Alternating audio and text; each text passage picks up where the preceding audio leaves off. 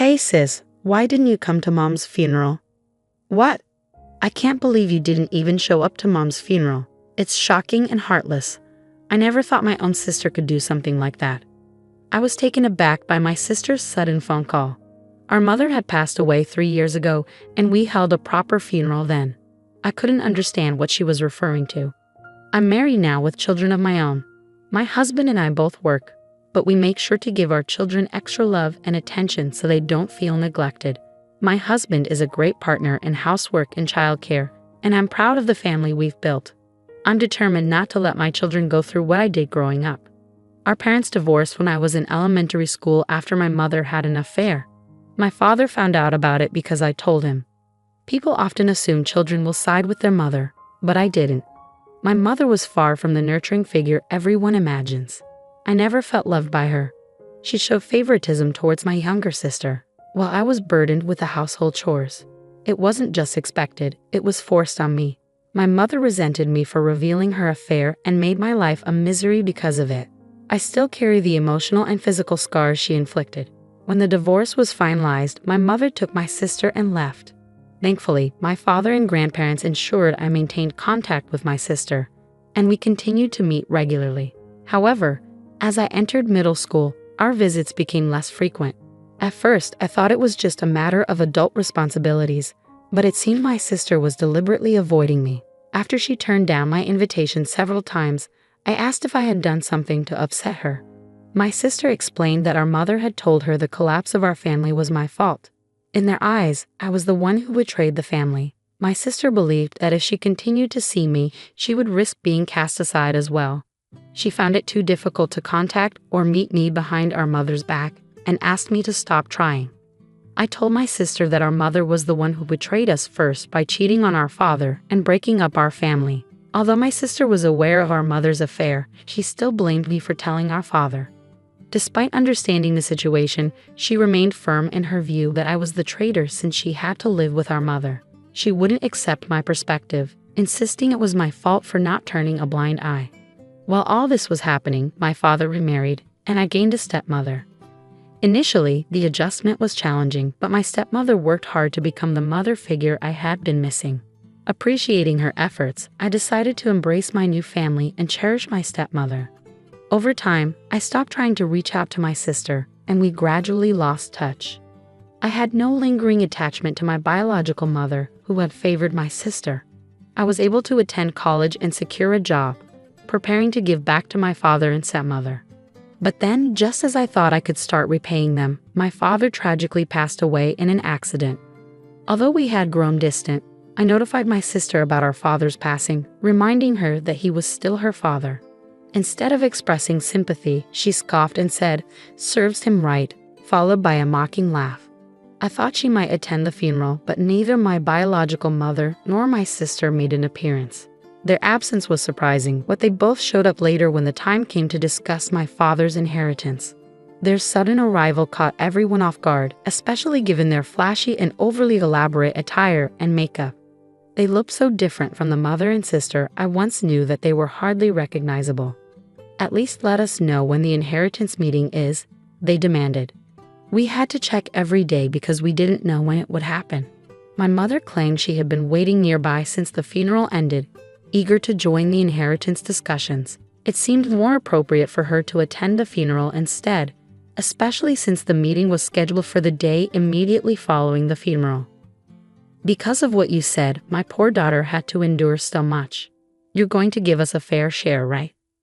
Although they divorced and lived separately, the children still have inheritance rights.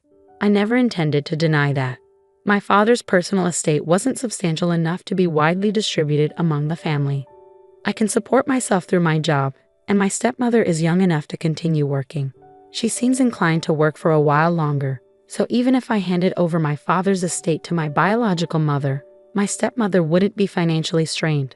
To avoid further disputes, I decided to forgo my claim to my father's inheritance. What a fool! He made such a big deal out of a minor affair and pushed for a divorce. I agreed because staying with such a narrow-minded man was stifling. It wasn't our dad who left mom, it was mom who left our miserly dad. Poor you, having to grow up with such a father. My mother mocked and belittled my late father, while my sister joined in, laughing harshly and echoing her criticism.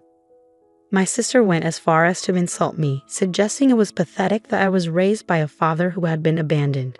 Neither of them showed any empathy or understanding for the sorrow and loss my father faced after being betrayed. Say whatever you want about me, but please respect our father's memory. What? The traitor speaks. You're the cause of all our troubles.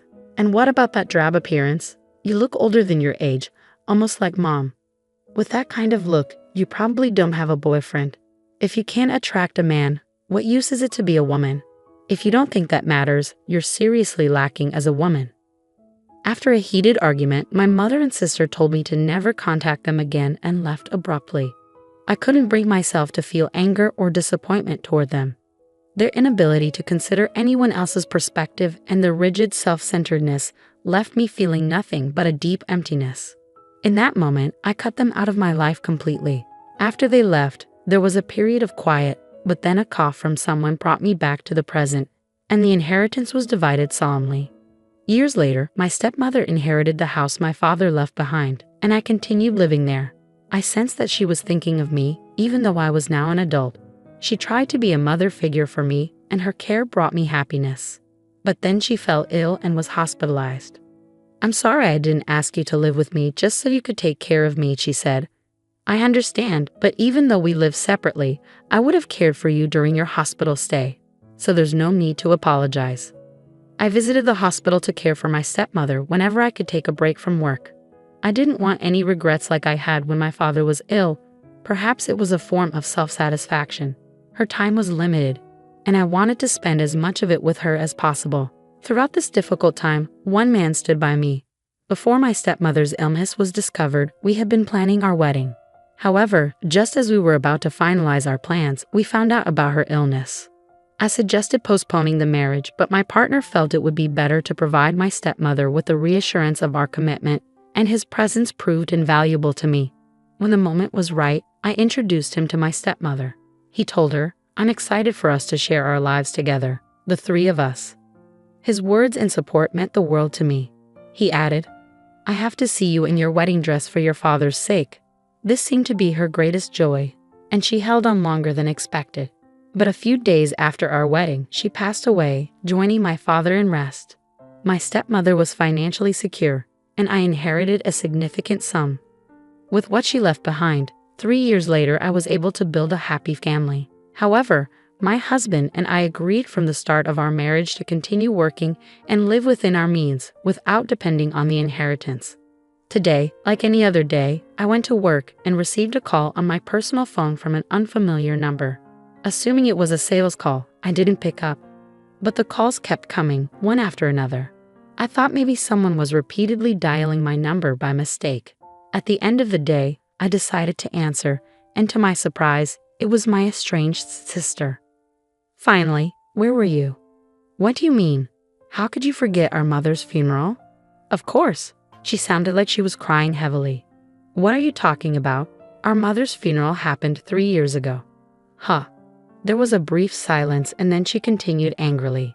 "Maybe your stepmother died too. I'm talking about our real mother, and calling someone unrelated to you mother is just wrong."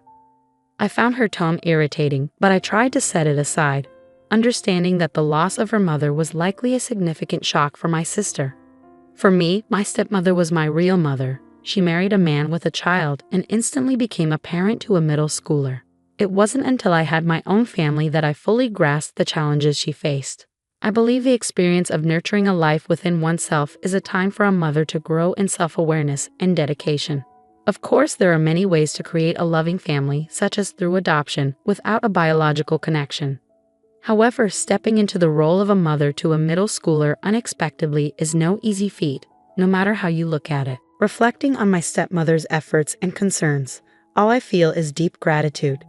I am eternally grateful to the stepmother who raised me. She is the model of the mother I aspire to be. Biological connections mean little. My sister's so-called real mother never even acknowledged my existence. When I think of the word mother, it's my stepmother who comes to mind, not my birth mother. At first, I was confused. I had assumed she was talking about my stepmother. Once I understood what my sister meant, I responded with a lack of interest. Oh, I see. I could hear what sounded like her hitting or stomping on something in frustration over the phone. What? That indifferent tone. The funeral has already happened. How could you not attend your own relative's funeral? You're so heartless. You must not have a drop of compassion. Though she raised a valid point, my sister had also skipped our relative's funeral. Our late father loved both of us dearly, and he was far more caring than our mother.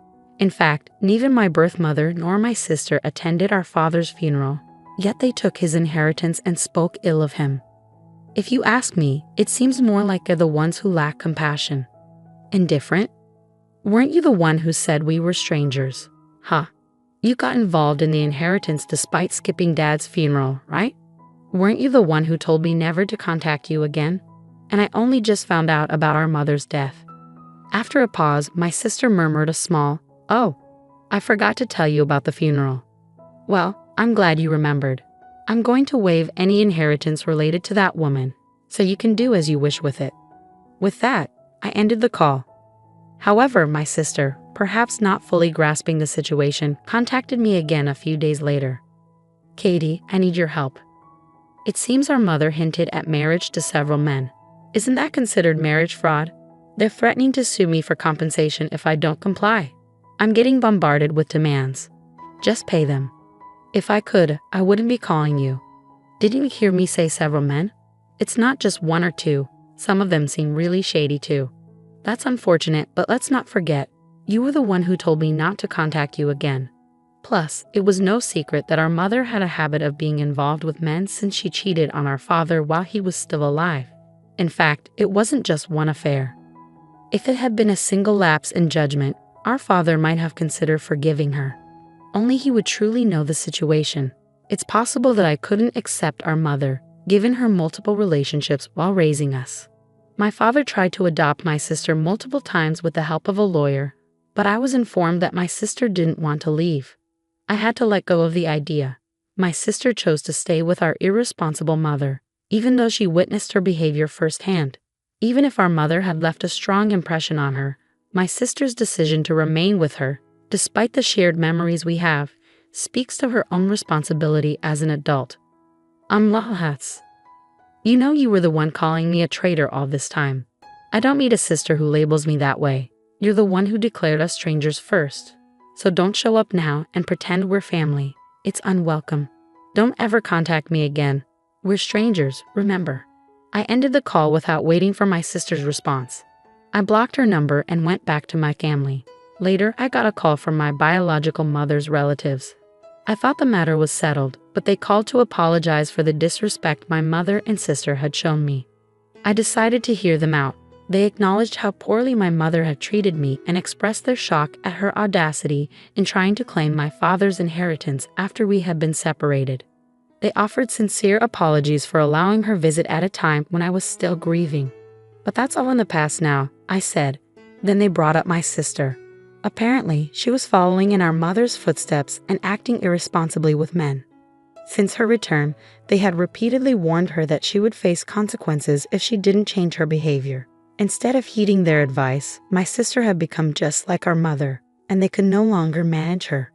Mother got mixed up with unsavory men, and my sister was being coerced into participating in criminal activities. Feeling trapped, my sister was also involved with multiple men simultaneously, leading to numerous heated conflicts. Reaching their limit, the relatives warned that they would sever their relationship if she didn't listen to their advice. And then our mother passed away. Given that my sister is an adult, the relatives decided to proceed with cutting ties. But right after our mother's funeral, another conflict erupted. Since then, her whereabouts have been unclear. They advised me to avoid any involvement with her going forward. I had no intention of getting involved, but I can't help feeling sorry for her, given she may have been coerced into criminal activities. Still, there should have been a chance for her to make amends. If she didn't take that opportunity, then it's on her. That's how I've chosen to see it. After ending the call, I heard my husband and children laughing joyfully in another room. I want to safeguard this family, so I've resolved to live my life using my biological mother and sister as cautionary examples.